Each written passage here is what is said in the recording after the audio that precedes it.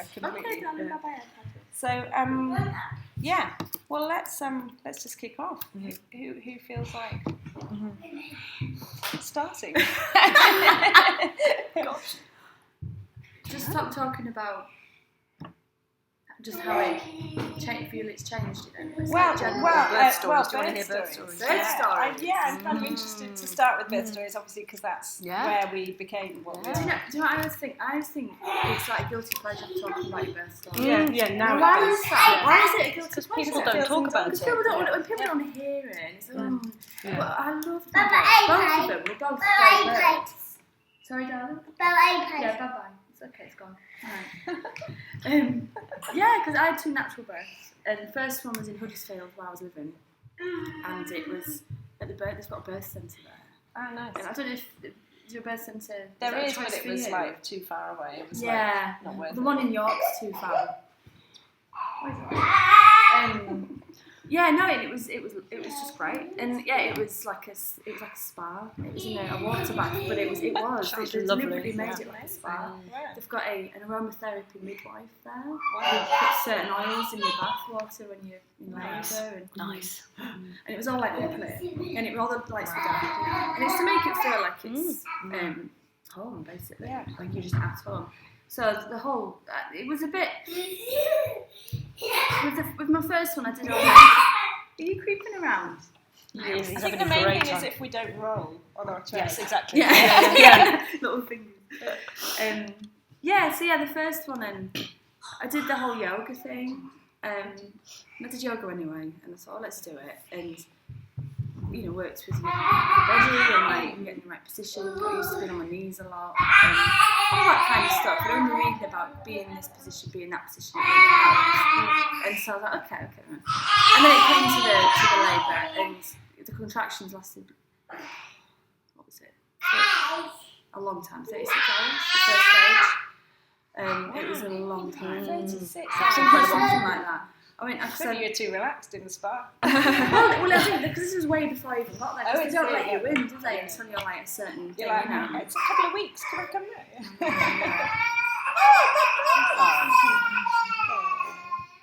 So, small fight to carry on the floor. It smiles. It's just a little fight, darling. Just a little. She's alright. So anyway, I thought, I'm in labour. I thought, when you just, your first baby, and you're like, well, I know, and you're sort of like, this is it. And it's actually rather than it being any certain amount of pain or even like length of time, I felt it was just feeling. I just knew it was labour. So I was like, okay. And so because that happened on my due date actually, that was sort of well done. You're like first person I've ever met. Second one was on the due date as well. Are you always on time? I am, actually. I'm incredibly punctual. Yeah, you are. Yeah.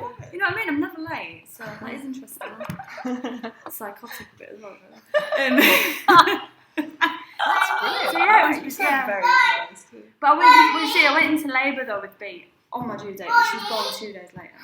So she wasn't born on my due date. It's okay. We can give you that. So the first stage lasted blooming ages, and I was doing all this stuff, and I didn't get any sleep. It was too painful. I was breathing through, and I was all right with it. And then eventually I had a scheduled midwife appointment anyway, on the day after my due date, so I was still in labour. And by then I was like, and she said, "Oh, we're having some pains, are we?" And I was like, "Yes." And she had a stretching sweep, whatever it is. Is that what it is? That's somebody ever examined you. And I was 4 centimetres. I was like, woohoo, yay. So she went, right, off you go, kind of thing. So we had the hospital bag in the car. I was like, right, let's go. Went in, and midwives were just lovely. And this was at about 4 p.m. Carried on. It was still not getting that crazy. It was still kind of manageable, but it was, And then there was a staff shift at 7 p.m. And so I had another examination after that, and I was still 4 centimetres. And this midwife, the new midwife, she got a bit funny with me. She wasn't amazingly sort of understanding, and she was like, well, you shouldn't have really come in at all. And I was like, but my midwife told me to come in. She was like, well, they don't really know. When you're first time mum, it's like, I was like, why do you need to know that in labour? Yeah, I know. Have the people who are caring for you undermined in front of you. Exactly. So I was like, okay, so what I suggest you do is you eat some toast and have a nap. So she said, stay in, but have a sleep. So I was like, okay. So I curled up in this bed, and within half an hour of that conversation, it all ramped up, like straight away. But she made me lie on my side in this bed. It was even though you were having. And I was like, well, I'm only 4 centimetres. It can't be, you know.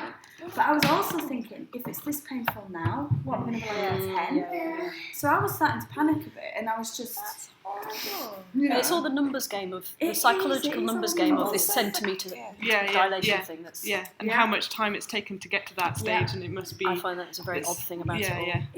But even in the birth centre, I was like, come on, you know. I thought it'd be a bit more about, you know.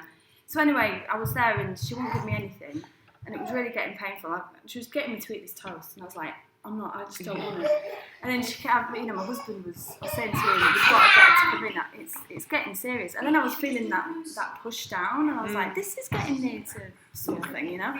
So he made her go, and he went and got her, and she came in, she just gave me this massive, like, rub, like, touched me, like, you know, like in a comforting way, but it was right in the middle of a contraction. I told her I was just like, don't touch me. And she was like, okay, let me have another exam of you. And anyway, I was about 5 or 6, so I suddenly, you know. But anyway, so I said, I need to get in the pool and have gas and air. So we did that. And it was something like an hour later, 2 hours later, he was out. It was like literally the last bit was something like that. It just all kicked off. But she just didn't believe me. She thought I was being a bit of a wuss. But she kind of came around to it, and then the actual pushing B out was alright. It was fine. And did she let you push her out in a kind of way that you wanted to? Yeah, she did actually, because I got in the pool. I was insisting on the pool, and I was like on the side, upright, all the stuff that because you don't even need to kind of like your body tells you to go into that position, doesn't it? You do not want to lie on your side. You know what I mean? I was like, this is just gravity not right. says upright. Yeah. And I cannot imagine ladies who are on their back. Did you have any kind the of filmic debrief? version? Did you ever speak to her? No. Because I took my I'd time. like to have liked that. Did you go? Well, yeah, because I mean, in a way, I don't want to give away the show, but in a way, mine was spoiled by the midwife. I was having a natural home birth. Yeah. And basically, she just at some point decided that it needed to finish. Probably she was going to go off shift or something. It might well have been that. Yeah. And basically, she was like, right, you've got to lie down. We're going to hold your legs apart, and you've got to put your chin on your chest and make no noise and push really, really, really hard. And I was like, but hang on, in my book it says that I should be upright and forward, and I should allow gravity to help, and I should squat, and I should do all these things. And she's like, no, you're tired. This is what we need to do now. Make no sound, and all this sort of stuff. I was like, I'm the Duchess of Cambridge or something. So, and then, funnily enough, Stan was really stressed when he was born and had to be whisked to hospital. That's and then ensuing nonsense. So yeah, but I like had a phone call and I was like, I really don't think that's cool what you did to me. You know? No, Really not. And there is a kind of official debriefing channel, but I think it's just not something that you're thinking about when you then go, how do I breastfeed? What do I do? Oh my God, I don't sleep anymore. You know, blah blah blah. Yeah. I wanted to, because I had quite a good experience, I wanted to give good feedback and sent it over. That's nice. Yeah. And they said, like, oh, you know, we really appreciate the good stories too, because I knew that, you know, similar kind of thing. She was at the end of her shift, and it was sort of, you know, that weird time shift. Yeah. When just after birth, and it's like, do 6 hours pass, or just is it 20 minutes? Like, no idea of how much time there is. But just how everything was just, I thought, you know, she did really well, but it's an experienced midwife, and it's like every single, the midwife's experience comes into play, and it's like, just depends who you get. Was this here in York Hospital? Yeah. And it's I've been warned off by sort of the yoga, sort of pregnancy yoga, that's like, oh, York is very medicalised, be careful, you know. Like, well, no, if Which you go in, yoga really did you go clear. to? Sorry, Did you go to the yoga? Yeah. Which one was it? Is it Sophie Carr? Yes, Stables yoga. Yeah. So many mums in York go through that avenue, and it's good.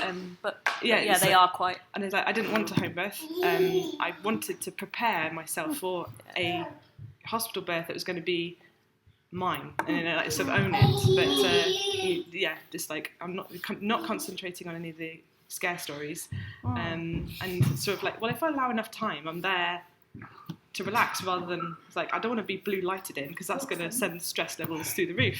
Yeah. It's like I want to be in control of it. Yeah. You know, that's what you can plan as much as you. But And how did it it was all right because it was we drove in at just past midnight, so the roads were empty. You know, thank goodness, it could have been so different. But it was the start was sorry, like, the start was the night before when I had sort of like fan feelings going up my back, and it was, you know, really uncomfortable but not painful, but just sort of something you can't really sleep through, and just like I was sort of on all fours through the night, like, and then woke up thinking I don't know how I'm going to survive another night like that, you know.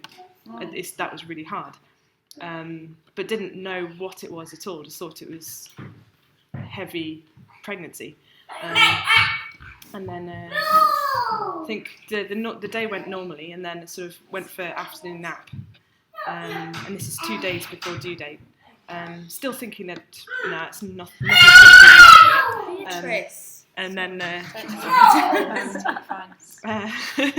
and as I was having my nap, I could feel that sort of sensation going up my back again, sort of every 20 minutes, and I sort of began to time them, and over about an hour and a half, it's like pretty much near as damn it, every 20 minutes. So it's like, okay, I'll keep monitoring, but it wasn't painful as such, and it was more on my back than the front. So like, and then rang mum because my mum was going to be birth partner or birth attendant with my husband.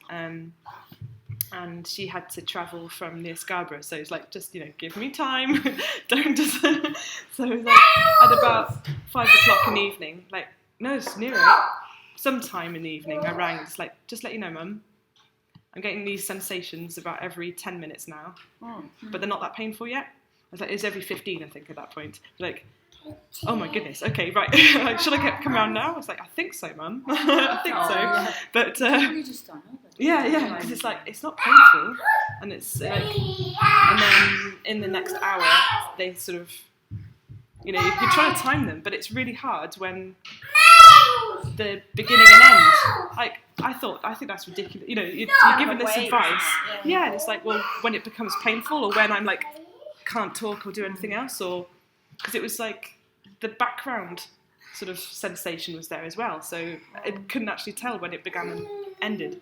But I was using a set of drawers as like IKEA drawers that bought like the week before, perfect, because it was just the right height for gripping and pulling and bearing down with. So it's like, and that's my birth advice to anyone else. This set of drawers, just the right height. It's got to be bomb. And my mum arrived and she was reading me Winnie the Pooh. And that was just like, it was really calming and just like distracting, but it's like sort of innocent humour. They just got really a good relationship with your mum. That's amazing. That's really just, cool. And she because we'd had lots of conversations. It's like, what do you want me to do? I was like, she didn't want to be in the way of my husband, but like Andy's like, I think you'll be going to work tomorrow. It's like, you go and get some sleep. And then it's like 10 o'clock. It's like, do we get some sleep? I don't know. It's like.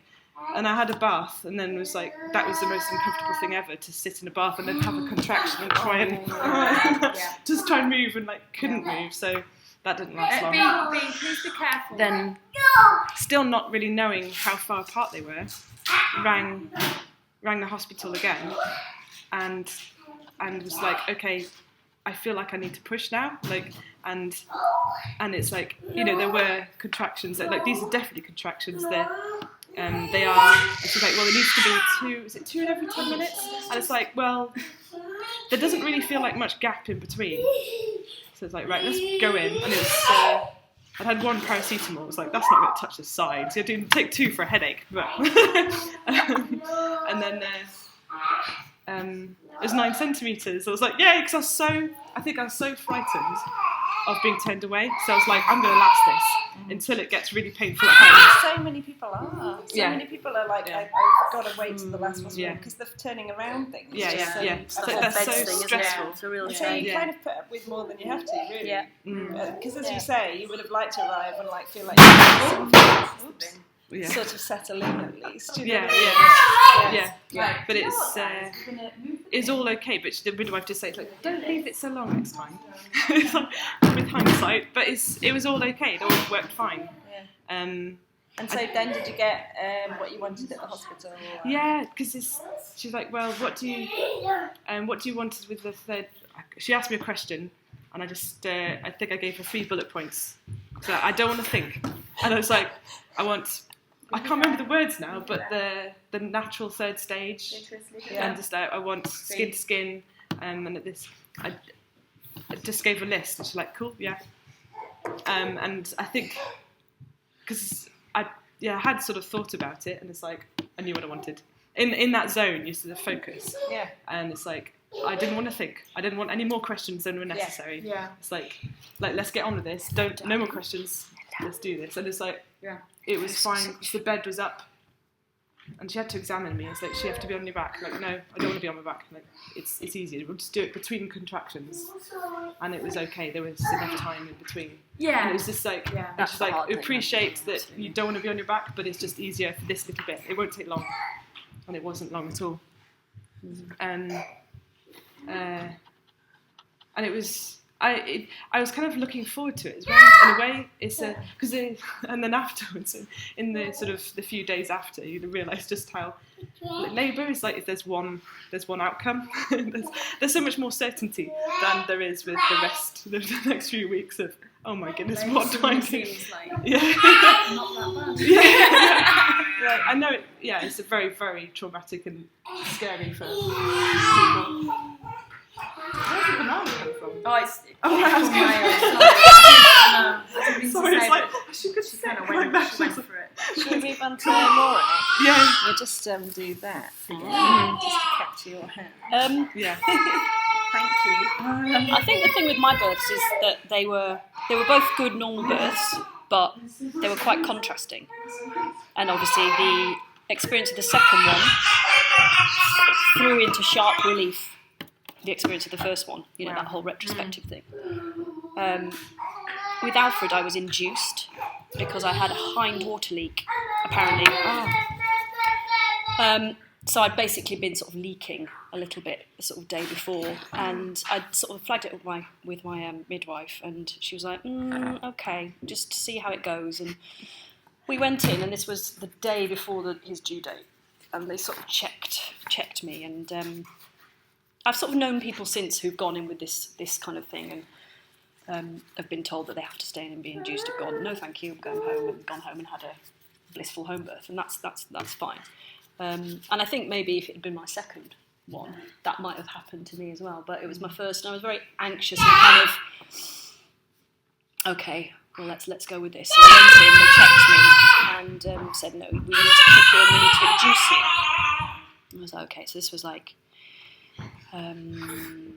about 5 o'clock, 4 o'clock on the 15th, so the day before he was due.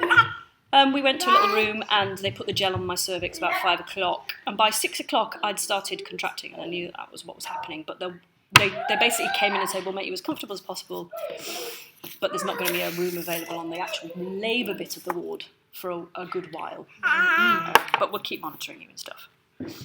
And so actually me and my husband were able to just sort of doze, and they were sufficiently far apart and not so painful that I was able to sort of doze right the way through till about midnight. And then they came and got us about 1 o'clock in the morning and said, there's a room now. So I walked down to the... So I walked down to the room, because it was just their adjacent sections. Yeah. And I mean, it's interesting, the whole kind of the midwife care was great, but I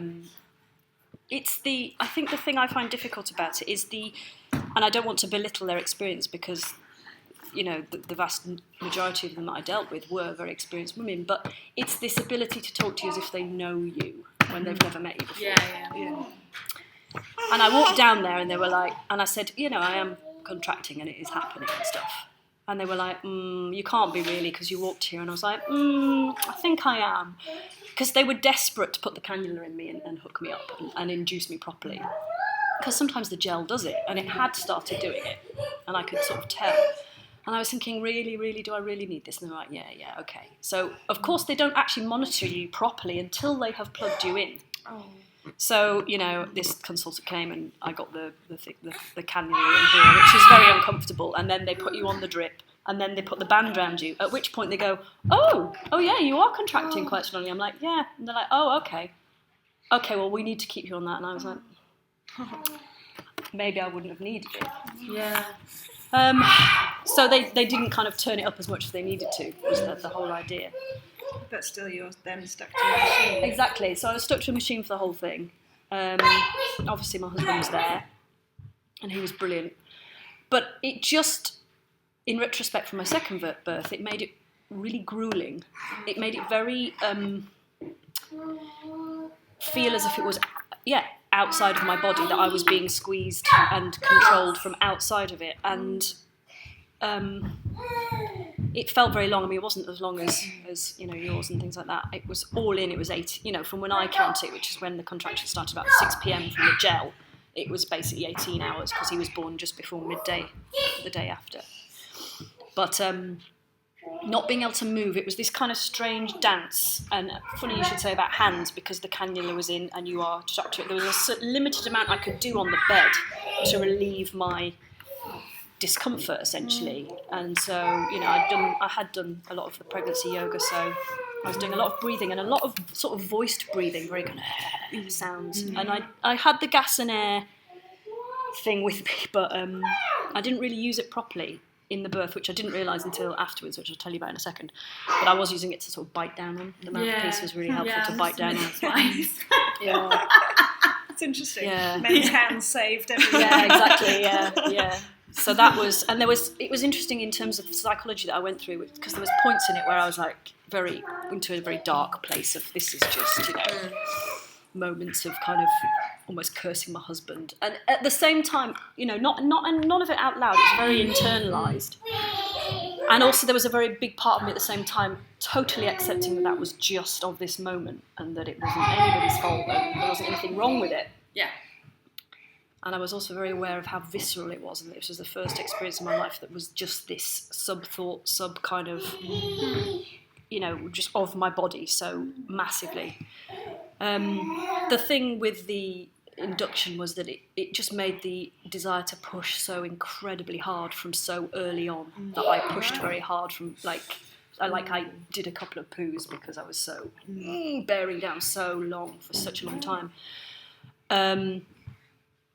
And they burst my waters. Right. Which was... Hello, little man.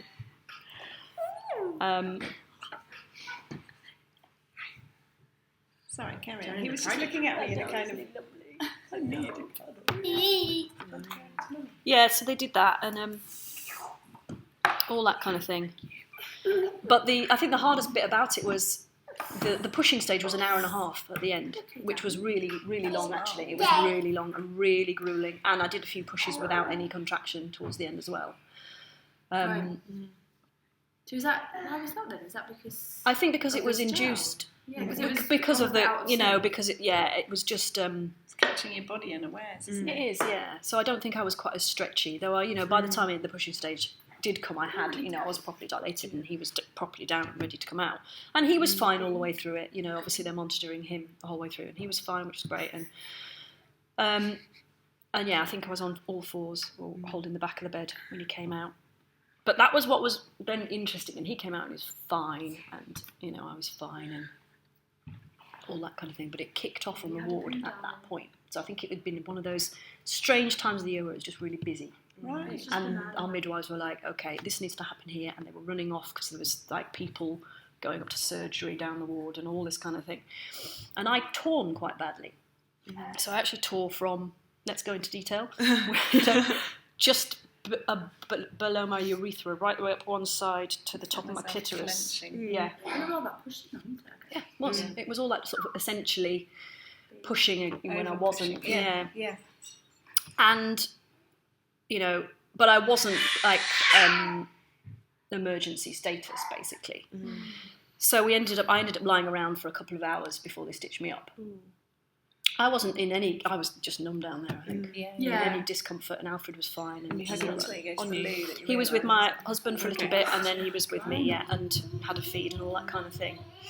But then the thing that I sort of almost remember more than anything in terms of the physical experience was they then got this surgeon in to stitch me up because my midwife, who was very experienced, said it's quite a tricky tear. I don't want to do this myself. And this very handsome kind of Middle Eastern surgeon came in, and he had to wash me because all the blood had dried on me, and he had to wash me, and they couldn't anaesthetise me to wash me. Oh my God.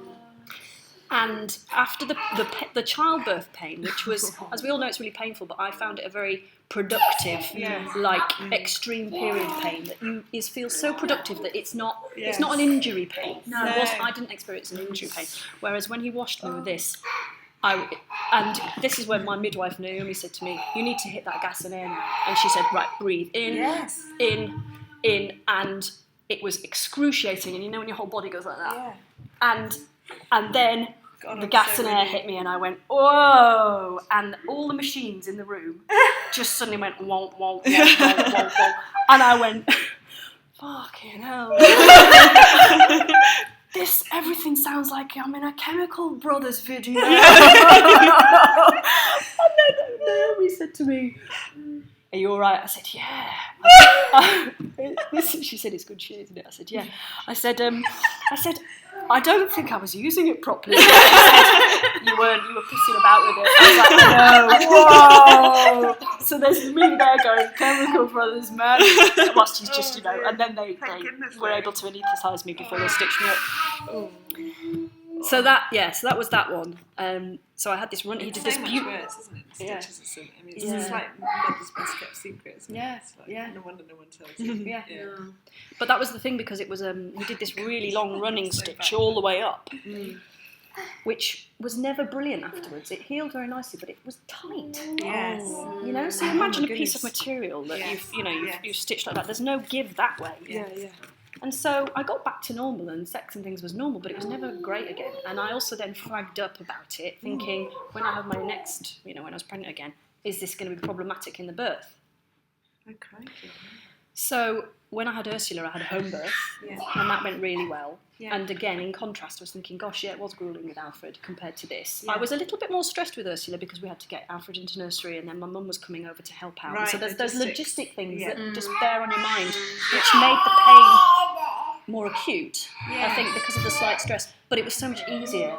Yeah. And being at home was just lovely, and lovely for Chris as well, because he could. Yeah. And all that went really well, and the midwives were really pleased with it, and it was good. But I did my scar reopened, and it wasn't caught. They didn't notice it because I don't think it actually popped open during the birth, in that it didn't look open. Yeah. And when they checked me after the birth, and they were at the end of their shift. But they didn't. They didn't treat me badly then. They were just, it had gone well, and she did check me. There was a tiny little nick, but nothing. And I think it's because whilst it had popped it hadn't opened it, and it was in the bath the next day that I sort of went, hang on a minute, that feels like how it used to. So that got me quite depressed, and we went straight to the hospital and saw this gynaecologist who was quite funny. He was like, "I'm going to look at your tailpiece." Tailpiece? Something like that, your tailpiece or your tail bits or something. I was like, I'm sorry, are you a medical professional? You could call it something medical if you like. And he said, "We can't sew you back up now because you started to granulate it. Started to heal sort of thing, right?" Exactly. So they can't, unless they reopened the wound, they couldn't do it. Having said that, and I was kind of thinking that this might be the case, it's better now. Right. Than it was before, because it's almost loosened it up again. Yes. Yeah. So there's a little dink in it, a little gap, where it kind of popped open, but it's actually healed and it is more comfortable. In a way, and I'd said to my midwife all along, because she was mortified, and she knows the midwife who missed it. Right. And, you know, when she found out, she was heartbroken, and she, you know, and I said, well, tell her not to be, because actually I think it's one of those things that has worked out definitely for the best. I'm glad they didn't restitch me, because it's given it the give it needs for, you know, for life to continue as it should we say? Yeah. You know, but it was... It's crazy that it, I mean, scarring was obviously, really interesting. it sounds like a silly phrase, but that it's a sort of afterthought of the procedure, you know, like it doesn't seem to be a thing that's taken care of in the way it needs to be. I mean, I remember, after Stan, it was bad enough because I hadn't seen him since I'd given birth, because he'd been taken to the hospital without me. And then we'd been taken, and he was on like the baby unit, you know, plugged in all that. And so I was lying in the stitches position with my feet in stirrups, you know, sort of not having seen the baby that had been and so my hormones were like obviously very low. And they're sort of going, oh, I'm not sure if I'm experienced enough. Maybe I'll get somebody else to come in. You know, and they're talking like this, and you're thinking, it's my family you're talking about. Yeah, it's a I can live with this. No, I think that's something. And it feels like a sort of, it's like, oh yeah, that thing, oh yeah, we should have, you know, and I completely agree about how it's done, you know, it's often not taken care of. But the weirdest thing was after Sylvie, which was fine, you know, fine birth, home birth, Hannah and Water was like totally ecstatic, you know, it's like the photo of me holding her, I was like so stupidly happy because it was all fine. But after that, and they said, oh no, you're fine, there's like a little cosmetic thing, and I just looked at Rich and I was like, well, that's not a problem, is it? I don't need that stitching, thanks. And Rich's like, no, that's fine. But then when I read my notes after, it says we explained to Sarah that she had a tear, but she didn't want it stitching. Hang on, I was like, yeah, that's not what you said. No, exactly. And you know, but by that stage, like, now I've got 2 kids, I haven't got time to worry about that. But it seems to be sort of, you know, yes, it's more important than they're maybe thinking about. I suppose like the baby's coming out, and that's But I think I'm gonna something I've been thinking about a lot recently. I think there's a real problem in society regarding how we talk about and celebrate, or not, because we don't, our vaginas. It's as simple as that. You know, I just think we don't ever talk about them. They're not, you know, there's if you think of the number of derogatory words for women, a lot of them are based around vaginas. The worst word you can call somebody is a word for vagina. Have you seen Bryony Kimming's show Sex Idiot? No. You'd totally love it. It's hilarious. But she does a song to a Bob Dylan song. It's just all the words for vagina. It's really funny. And we just don't celebrate it as, you know, let's face it, this amazing thing. And I think that's actually part and parcel of it. The baby's fine. Please. But the other thing is the induction thing, because what I was amazed about, I had to get really into the stats of stuff before Stan was born, because he was breech for ages. And I was like, well, I don't care, I'm going to try and have him naturally, thanks. And they were like, no, of course you can't. You have to. And they gave me this leaflet that says, if your baby's breech, you have to have a cesarean. I was like, don't be ridiculous. Like, what about women in Africa who are like having their babies in a hut? Surely they're having breech babies and surviving, you know. And so that was a whole battle that I had to fight. I had to find somebody that was studying natural breech birth for their PhD. And I had to read like 8 academic papers in a weekend and give them my conclusion by the Monday of like why these papers said that it was okay. And you're prepared to take you know, on and it's lucky I'm a lecturer, you know, but most people aren't used to reading academic papers. And I was like, no, sod you, I'm going for this. But then they made me have the ECV thing, which is totally crazy. It's like a sort of rugby tackle. When your baby's breech, you basically have to lie on your back, and then this man like comes and like basically forces your baby into such an uncomfortable position it spins itself. Is the idea. But Rich said it's the most alarming thing he's ever seen, because he was there holding my feet going, See what actually happened. oh my god. Do you on their floors?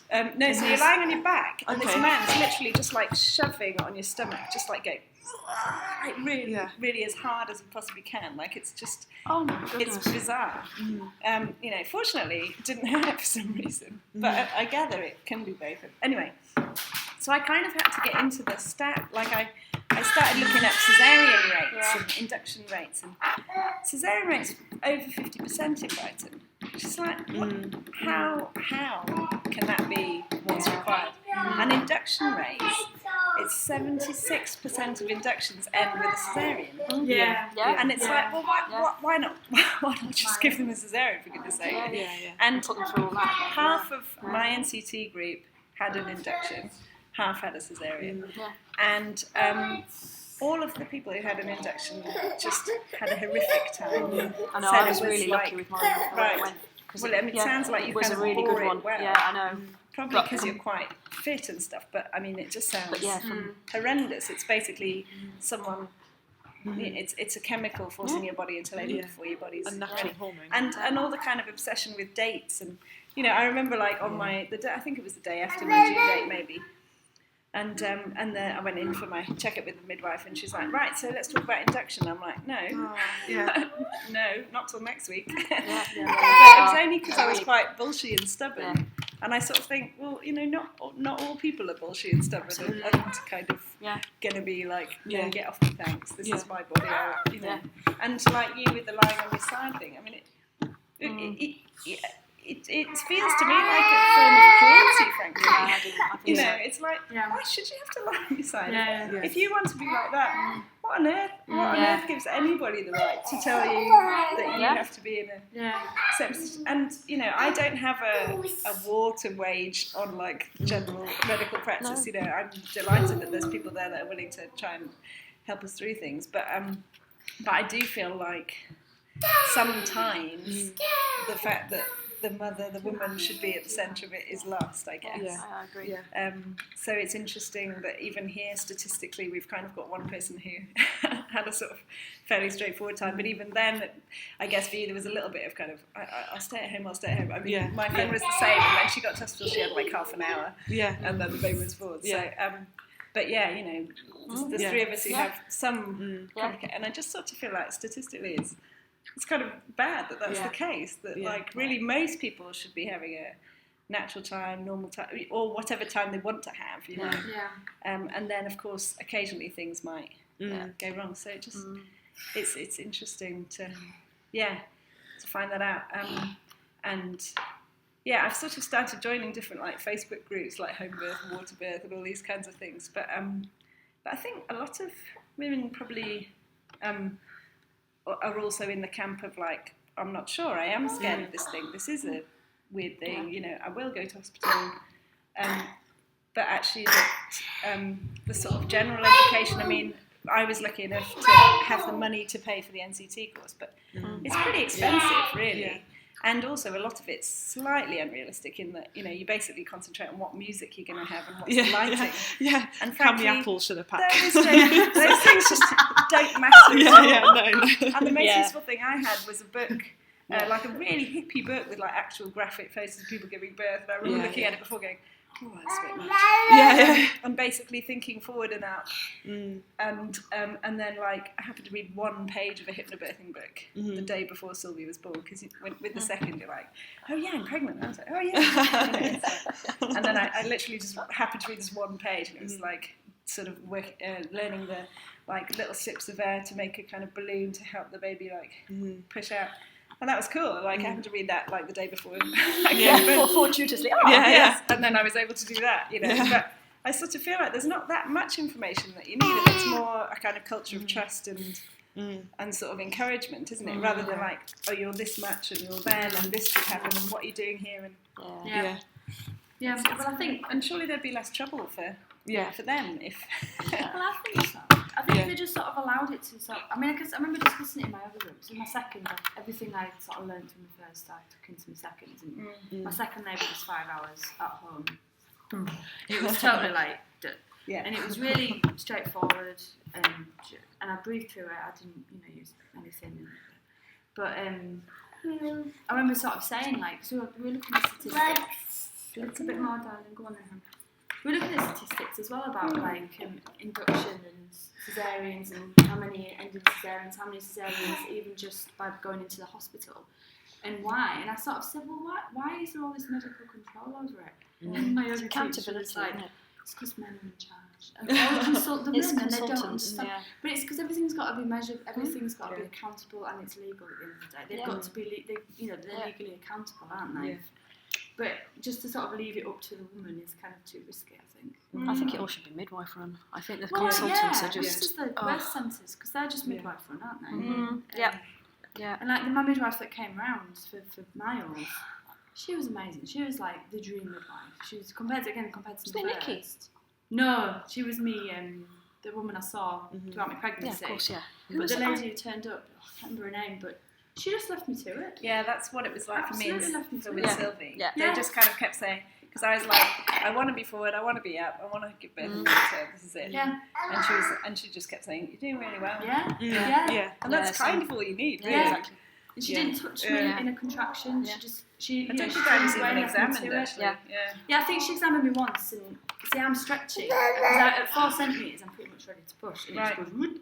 And she just trusted me that I said, I know it's early, but with my first, it was about here, and I did it again. Yeah, Brilliant. She completely trusted me. That's and great. It was over in 5 hours. They were gone by midnight. Yeah. We were all in bed, tucked up. Oh, You know what I mean? That's lovely. It was great. I thought, oh, okay. Our midwives are quite amazing, actually, because with Ursula, which is the home birth, they came to check me. My contractions started about 6 in the morning, 7:30ish, a little bit, and I thought, we called the midwife about 8, got Alfred into nursery, called the midwife about 8, she came around about 9:30, and I kind of knew it was going, but she was like, they're quite erratic, aren't they? I was like, yeah, and it was kind of like, I don't think much is happening, but she checked me when I was 4 or 5 centimetres at that point, she was like, oh, okay, and I was exhausted, and she said, I know it is happening, but it's still a bit erratic. I think you should try and rest again if you can. So we did actually manage to rest till about midday.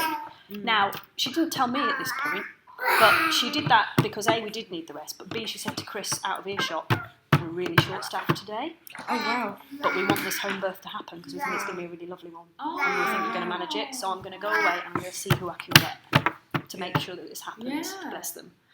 And then she did, this other woman came back at midday, by which point I'd got back up again and gone, I can't sleep through this anymore. And it was beginning to kick off. I remember when she arrived, she came through the front door, I was completely stark naked, on all fours in the front room.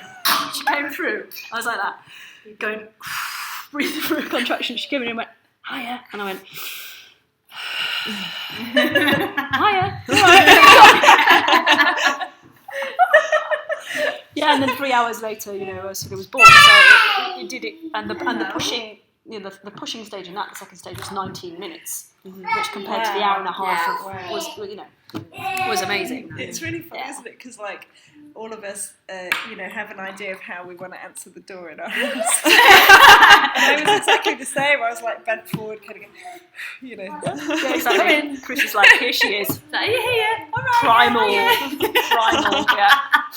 Don't want any clothes on, I'm far too hot. Yeah. And it's nice when they just come into it. Yeah, they were great. They were really good. Yeah, they just kind of, and then so they made it happen. And the second midwife, there's obviously one for you and one for the baby. Who was the first woman who'd come earlier, was able to come back, and she got there, in time for the actual birth, which was great. So I don't know. Yeah, I mean, it makes me think maybe women generally should form some sort of volunteer army of educating other women before they're going to have their first child, because it seems to me statistically also generally second births seem to be even more straightforward or more straightforward or whatever. And it can't be that your body changes that much. Of course your body changes a bit, it stretches a bit, whatever, and you kind of know how it feels. But I think the most important thing that changes is you've done it, and therefore you can trust yourself. Yeah, you know your body can do it. Yeah. So if somehow we could arm people with that sense of self-trust before. I think again though, it's sorry to interrupt. No. Squeamishness and a slight level of disgust, and again what I was saying before about this whole, the role of the vagina in society, and it strikes me we're all of about the same age, and that maybe all our parents are wonderful, but I think their generation have it a little bit more, and there's just this sense of, if we tell people exactly what it's like, they won't want to do it.